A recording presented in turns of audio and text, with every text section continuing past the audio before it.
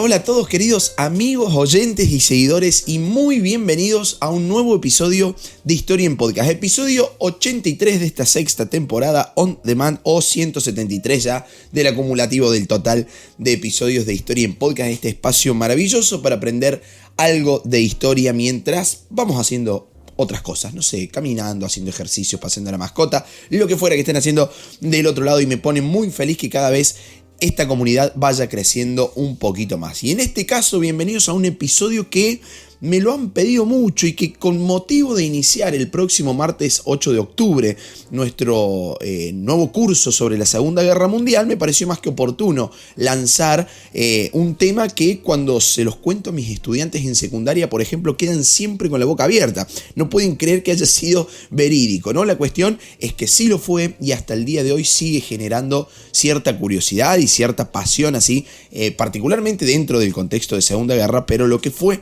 esta famosa operación Mincemeat o carne picada, ¿no? El engaño que las fuerzas británicas le propugnaron a las fuerzas nazifascistas del eje para poder iniciar una de las avanzadas más importantes de la Segunda Guerra Mundial. O sea, yo creo que vamos a empezar así de fuerte.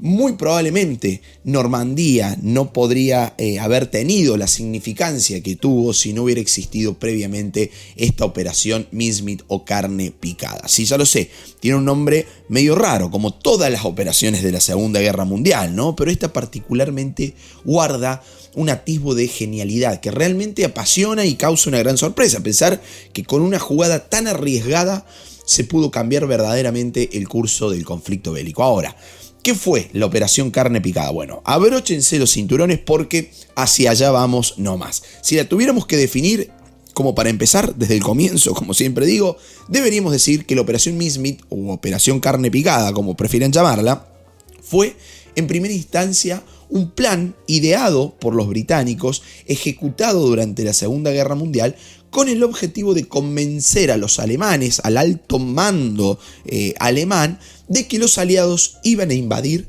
Grecia. Ahora, ¿por qué los aliados querían hacer creer a los nazis esta información? ¿Por qué en realidad querían que los nazis creyeran que iba a haber un gran desembarco aliado en Grecia? Bueno, en realidad los aliados tenían en mente un plan aún mayor: provocar la movilización de tropas nazifascistas hacia Grecia, y aprovechando ese movimiento iban a desembarcar en Sicilia, en el sur de Italia, para empezar a avanzar así sobre el continente europeo, que en esos momentos estaba totalmente en manos de las fuerzas del eje. Pero para terminar de entender esto, debemos retrotraernos un poquito en el tiempo hasta las etapas finales de lo que fue la famosa campaña aliada en el norte de África, ¿no? En donde los aliados van a empezar a fijarse en Europa, ¿no? Ahí es donde va a cobrar importancia Sicilia. Después de que fue derrotado Rommel, el gran general alemán, en el norte de África, cuando los aliados empiezan a ganar esas posiciones, Sicilia va a cobrar una importancia estratégica, diría, ¿no? Porque la situación geográfica de Sicilia la va a convertir en un objetivo de primer orden, porque además de ser un trampolín, digamos, ¿no?, para la invasión del resto del continente europeo, el control de Sicilia, sin duda alguna, iba a ayudar a los aliados en todo lo referido al tráfico marítimo, ¿no? Ahí en la zona del mar Mediterráneo. Ahora, ¿qué sucede con esto? ¿Por qué no fueron los aliados directamente y entraron en combate en Sicilia para ganar esa posición, ¿no? Bueno, acá entran en juego muchas cosas. Primero, que los alemanes no eran sonsos, no sabían de la importancia de Sicilia. Es más, la tenían militarmente ocupada. Ahí los muchachos nazis tenían nada más y nada menos que una base de la Luftwaffe, o sea, de la Fuerza Aérea alemana. Y como si eso fuera poco, si los aliados iban, concentraban sus fuerzas en un combate directo por Sicilia y además fracasaban, la verdad que hubieran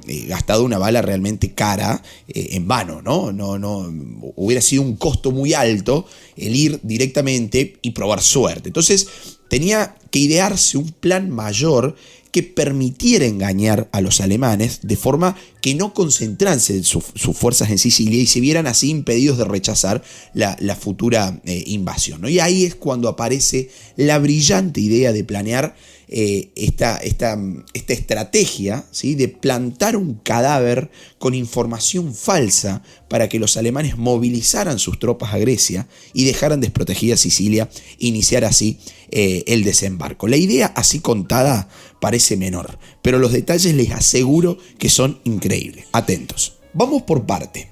La idea se le va a ocurrir al capitán de corbeta Eben Montagu.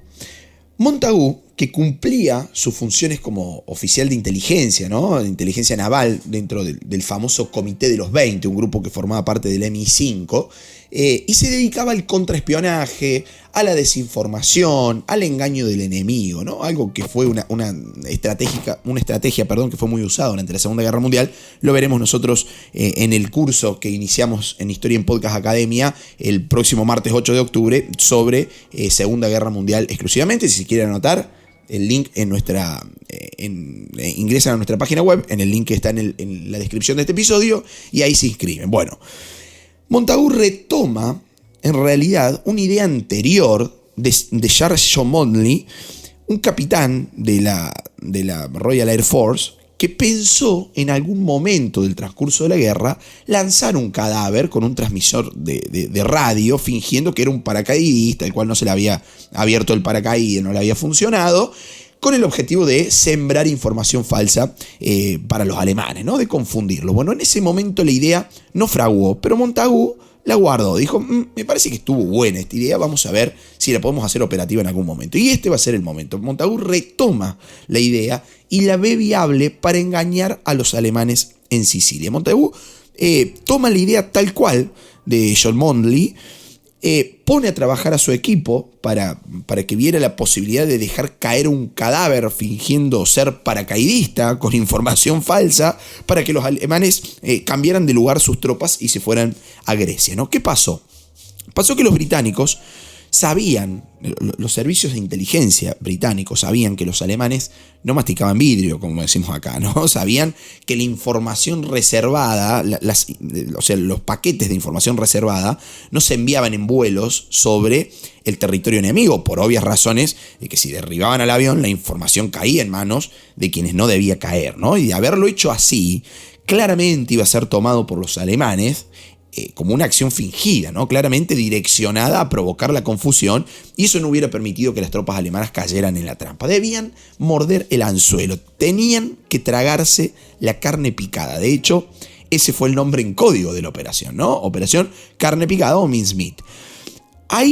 Recién ahí se va a decidir que el cadáver debía parecer provenir de un accidente de un avión sobre el mar, que estaba sobrevolando el mar justamente. Así que el enemigo al cual había que engañar era realmente un hueso duro de roer. No iba a ser fácil convencer de que ese cadáver plantado era en realidad lo que aparentaba ser y que la info que llevaba era en realidad info verdadera. No iba a ser sencillo engañarlos. Imaginen ustedes engañar de esta forma al ejército, digamos, al Estado o a la alianza nazi-fascista que en esos momentos estaba dominando Europa. No era fácil, no era sencillo. Yo imagino que más de uno le tiene que haber temblado el pulso a la hora de idear la parte fina de lo que fue esta operación mincemeat o carne picada. Entonces, desde el inicio de esta operación se iban a empezar a hilvanar todas las posibilidades, ¿no? Lo primero que había que hacer era buscar un cuerpo, un cadáver, pero no cualquier cuerpo ni cualquier cadáver, sino uno que, al ser analizado como seguramente lo iba a hacer por las fuerzas alemanas una vez que fuera encontrado, diera como resultado que había muerto por ahogamiento, porque si lo encontramos en el mar el tipo se tendría que haber muerto ahogado. Para no pifiarla, digamos, para no meter la pata, vamos a decir, Montagu buscó enseguida asesoramiento de un famoso patólogo, Sir Bernard Spilsbury, quien le va a ayudar a determinar qué tipo de cuerpo necesitaban para llevar adelante esta operación. Así se va a decidir usar el cuerpo de un vagabundo de unos 34 años de edad, que había muerto hacía bastante poquito tiempo, ¿no? Producto de una neumonía que a su vez se desprendía de la ingestión, o sea, de haber consumido veneno para ratas, raticida. Y como el hombre había muerto de neumonía, en realidad el fluido de los pulmones concordaba con el hecho de que hubiese permanecido en el agua por mucho tiempo. Entonces, ¿qué hicieron? Fueron a la morgue, lo vieron, lo eligieron al cadáver, ¿no? Y decidieron que ese sería el cebo, ese sería el señuelo y el gran protagonista de la historia que les haría comer la mayor mentira del mundo a los alemanes en plena Segunda Guerra Mundial. Ahora, se pueden preguntar ustedes quién era en realidad esa persona que estaba siendo utilizada, ¿no? O que iba a ser utilizada, a qué identidad respondía verdaderamente ese cadáver que se convertiría en una leyenda, ¿no? Bueno, ese cadáver que en realidad respondía a la identidad real del mendigo galés Glinder Michael, era un vagabundo, un tipo con muchos problemas de adicción al alcohol, por ejemplo, que muere, justamente como les decía recién, por ingerir veneno para ratas, aunque no se sabe por qué lo ingirió, ni cómo, ni qué pasó en medio, no se conoce mucho más de su historia. Ahora, con todo esto, el paso siguiente era establecer una falsa identidad para ese muchacho. En realidad, debería decir para ese cadáver, ¿no? Había que crearle una historia, había que crearle un pasado y que además fuera convincente no solo a los ojos de los ingleses, sino también a los ojos de los alemanes, que en definitiva eran la presa que se iban a comer esa carne picada, así entre comillas, ¿no? Bueno, fue así que nace la historia del famoso comandante Martin de los Royal Marines, William Martin. Ese era el nombre tal cual que se le asigna a este cadáver de Glinder Michael, ¿no? William Martin, capitán eventual habilitado como comandante. Esto es un dato interesante, ¿no? Capitán habilitado como comandante, que había nacido en Cardiff, en Gales, en el año 1907 y que había sido destinado al cuartel general de operaciones combinadas. Y acá hay un punto importante, muy importante, que es la graduación asignada, la cual estuvo también detalladamente pensada, porque si le daban una graduación menor, inferior, digamos, un rango militar menor, hubiera sido una persona que no podría haber trasladado nunca documentos de alto grado de clasificación como lo que iba a trasladar. Y ahí surge otro punto, que es la edad, porque si había nacido en 1907, para 1943, momento de la operación, el supuesto capitán iba a contar solo con 36 años. Es por eso que habilitando a este supuesto capitán Martin como comandante, se resolvía el problema y se buscaba dar la impresión de que este hombre era un oficial de confianza, muy responsable, y que, bueno, que esta operación de traslado de documentos de alta confidencialidad, de alta clasificación, pudiera ser trasladado por él, y ahí la operación se volvía todavía más creíble. Pero todo tenía que estar detallado al máximo posible. Había que darle un cargo, una jerarquía, ponerle unos papeles, arrojarlo al mar, incluso eso todavía no era suficiente. Había que inventarle una vida, ¿no? Un pasado, una historia con la información más detallada posible. Es por eso que, para darle más credibilidad a la historia, al capitán Martin, le van a inventar una novia que se llamaba Pam, cuya foto va a trasladar también en esos documentos, junto con una carta de amor, ya lo vamos a ver. Pam en realidad era una funcionaria del MI5, del Servicio de Inteligencia Británico. Bueno, como les decía, fotos de ella, cartas de amor, etcétera, etcétera. Y entre sus pertenencias se va a incluir también un juego de llaves, entradas de teatro para asistir al teatro de reciente emisión, una factura de alojamiento en un club de Londres, entre otra series de papeles, digamos, que ya mientras vayamos avanzando vamos a ir viendo, porque en esos papeles que se les van a poner en el maletín de Martin una vez que se los arroja al mar, ningún papel podía quedar librado al azar, porque se sabía, la inteligencia británica sabía que la inteligencia alemana, cuando encontrara ese cadáver, iba a analizar si todo eso era cierto, porque la información que estaban encontrando era tremendamente importante. Ahora había que chequear, ¿no? Bueno, los británicos, cuando digo los británicos, digo particularmente Montagu y su gente, van a buscar insinuar que ese oficial era algo descuidado en realidad. Un tipo que tenía facturas sin pagar, un muchacho que llevaba una tarjeta de identidad duplicada porque había perdido el original, incluso un pase caducado del cuartel general de operaciones combinadas que se le había olvidado renovar. E incluso, como esto es una locura, ya vamos a ver que podría haber sido un problema también, una carta de su banco, el Lloyds Bank, que le reclamaba por un descubierto de algo más de 17 libras. Bueno, acá muchos historiadores van a decir que ese fue un toque ingenioso, pero a la vez arriesgado, porque al caer en manos de los alemanes un tipo, o mejor dicho, el cadáver de un tipo que en vida había tenido ese prontuario de desfachatez, de olvidos y de deudas, hubiera sido poco probable que se le asignara una misión tan delicada y reservada como la de transportar información confidencial y de ese tipo, ¿no? Del tipo de información que estaba transportando, anunciando un desembarco aliado en Grecia. Asimismo, decidieron introducir esos detalles y los alemanes se comieron la curva, ¿no? Pero ya vamos a llegar a esa parte. Para todo esto, era necesario justificar que tanto el cuerpo de Martin como los documentos fuesen recuperados juntos. No vaya a ser cosa que llegara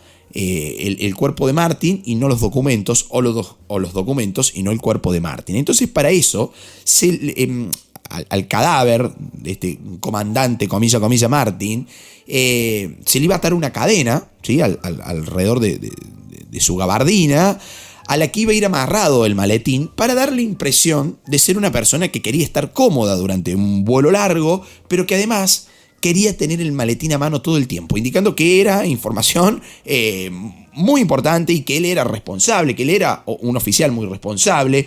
Puede haber sido un poco descuidado algunas veces, pero el tipo dijo: yo llevo información importante, me encadeno esto, me ato esto a mi cintura por si me duermo en el vuelo y nadie me lo saque. O sea, un toque brillante de inteligencia militar. Bueno, mientras Montagu y su equipo creaban la falsa identidad, también se estaban generando todos los documentos necesarios para que este engaño funcionase. Era necesario convencer a los alemanes de que el desembarco se iba a efectuar en algún sitio que no fuera Sicilia.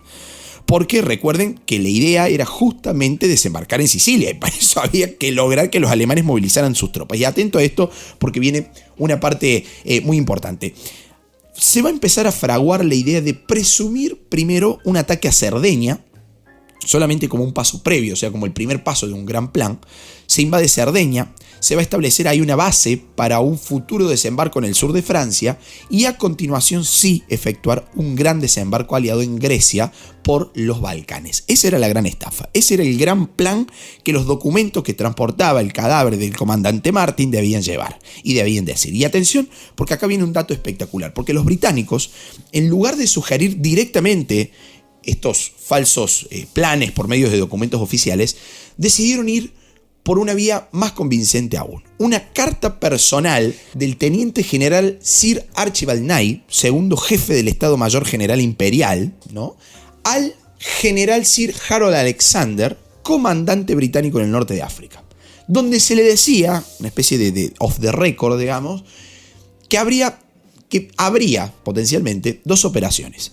Que Alexander iba a atacar Córcega y Cerdeña, mientras que el general Henry Wilson lo iba a hacer en Grecia, dándole a esa falsa operación el nombre de Operación Husky, que increíblemente sería el nombre que iba a recibir verdaderamente la operación de desembarco en Sicilia, ¿no? La famosa Operación Husky. Pero acá lo plantearon como una gran mentira, digamos, ¿no? Una falsa operación. Y hay un dato más en esta estrategia, digo, que fue fundamental. Una jugada maestra de la psicología inversa. Porque escuchen, la carta indicaba que se estaban elaborando planes de engaño, o sea, planes para engañar a los alemanes y para convencerlos de que el desembarco en realidad se iba a hacer en Sicilia. O sea, lo que era verdad aparentaba ser una mentira y lo que era mentira aparentaba muy bien ser una verdad.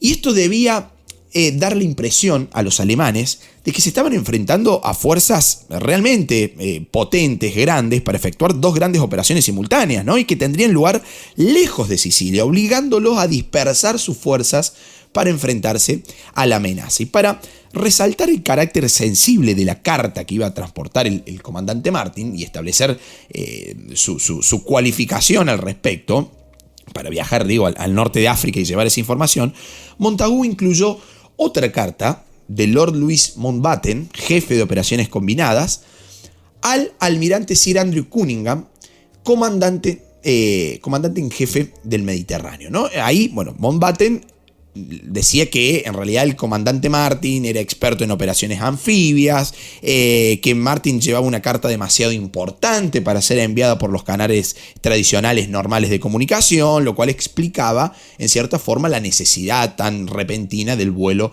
de Martin. Y ahí también se digamos, se filtraba la información de que se estaba preparando una invasión en Cerdeña. Ahora, hasta acá la idea, hasta acá el plan. Pero ¿cómo se hizo operativo todo esto? Bueno, vamos a ese paso a paso.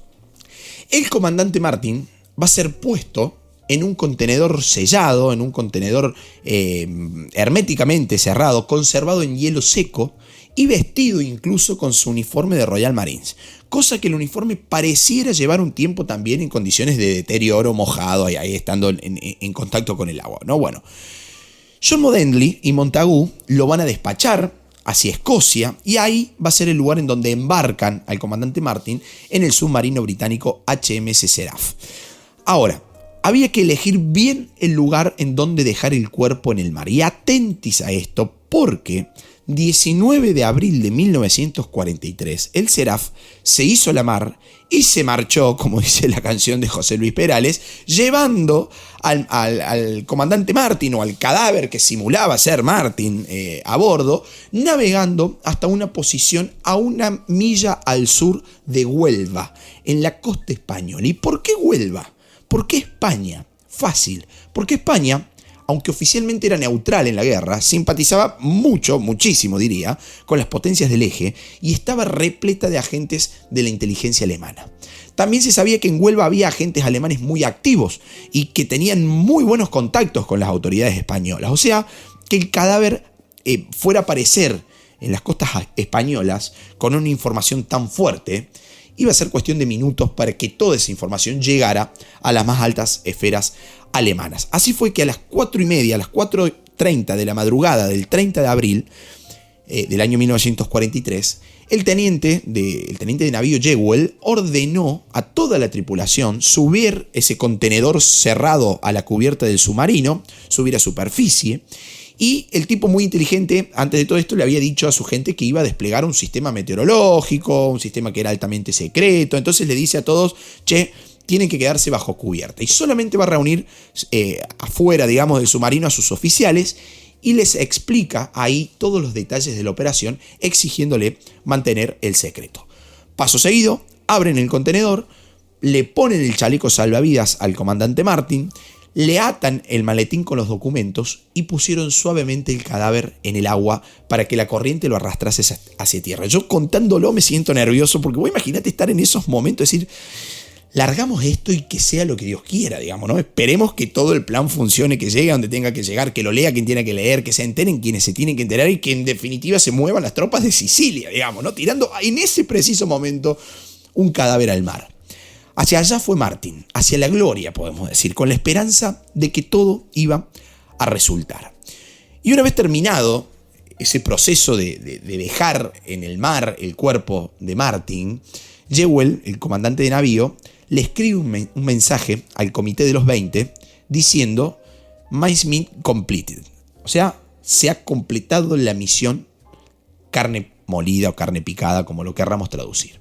Lo que va a pasar después es realmente historia, porque a las 7:30 de ese mismo día, o sea, 3 horas después, el cuerpo fue descubierto en una playa de Huelva, la playa del Portil, por un pescador, se dice que el pescador era de origen portugués, que lo lleva al puerto y le informa a las autoridades españolas diciendo, che, encontré acá un fiambre, como decimos nosotros, un muerto, un tipo que aparentemente es británico y que trae un saco de cosas. Bueno, la inteligencia alemana que estaba en Huelva supo enseguida lo que estaba pasando y lo que se había descubierto. Solo quedaba esperar que España, como país neutral, notificara a Gran Bretaña de que habían encontrado un cadáver que en realidad era británico, ¿no? O sea, por las vías diplomáticas. Recién a los 3 días iba a llegar la información que se esperaba sobre todo en Gran Bretaña, ¿no? El cuerpo del comandante Martin había sido entregado al vicecónsul británico en España.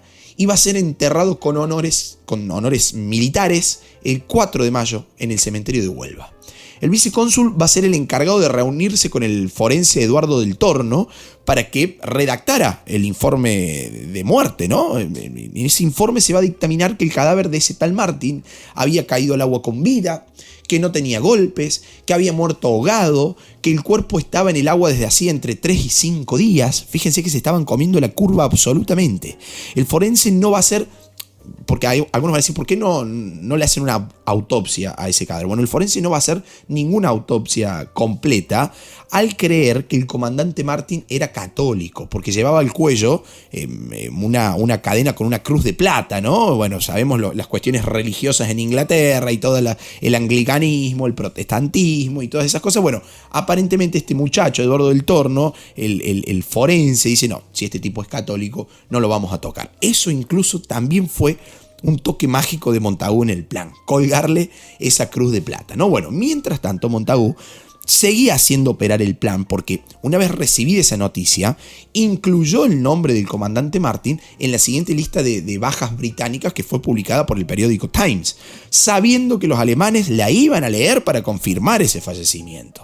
Si había muerto un comandante, tenía que caer en la lista de bajas. Hasta en ese detalle estuvo también Montagu. Casualmente, también estaban en esa lista, junto con Montagu, otros 2 oficiales que habían fallecido al estrellarse el avión en el mar, ¿no? Cuando iban hacia la zona de Gibraltar, lo que aumentaba todavía más la credibilidad de la historia del comandante Martin. Pero lo que importa, en esta historia particularmente, no era tanto el cuerpo de Martin, sino los papeles que ese cuerpo llevaba atado a la cintura, ¿no? Y se preguntarán ustedes qué pasó con todos esos documentos, ¿no? Bueno, con el objetivo de reforzar el engaño, desde el almirantazgo en Londres se van a enviar una serie de mensajes urgentes al agregado naval británico en Madrid, ¿sí?, pidiéndole la devolución más urgente y más rápida posible y a cualquier precio de todos los documentos encontrados con el cuerpo del comandante Martin debido a su contenido altamente sensible. Y es más, todos esos mensajes que partieron del almirantazgo en Londres hacia Madrid eran mensajes que estaban cifrados, encriptados, aunque con una clave de muy bajo nivel para alertar aún así todavía más a las autoridades españolas sobre su importancia. Todo se revisaba, todo se controlaba, mensaje que llegaba se filtraba. Bueno, de repente llega un mensaje en código, encriptado, se desencripta porque el nivel de la clave era muy bajo, dice, che, devuelvan los papeles urgentes porque es de alta confidencialidad y no sé cuánta cosa. Se encienden las alarmas en España. Finalmente los documentos le van a ser devueltos a Gran Bretaña, fueron devueltos el 13 de mayo, y se aseguran de que no faltaba absolutamente ningún documento ahí adentro. Pero los españoles habían avisado a los alemanes y estos se van a hacer eco del descubrimiento, del descubrimiento de esa papelería, y a partir de ahí la operación carne picada estaba funcionando de la mejor manera posible. Ahí aparece la figura del gobernador civil de Huelva, un falangista, un germanófilo, Joaquín Miranda, quien va a mantener una actitud colaborativa con el consulado alemán. Le van a contar, van a inspeccionar esa papelería muy cuidadosamente. Los alemanes abren el maletín, van a fotografiar todo el contenido, después se cierra, se deja todo tal cual está y se devuelve. El maletín le va a ser entregado, devuelto a los británicos por autoridades españolas. Los españoles nunca dicen, che, se lo llevamos a que lo revisaran los alemanes. O sea, olvídate, no existía eso. Bueno, pero los alemanes, con las fotografías que tomaron, agarraron, armaron una carta y le enviaron urgentemente a Berlín, donde van a ser evaluadas por la inteligencia alemana.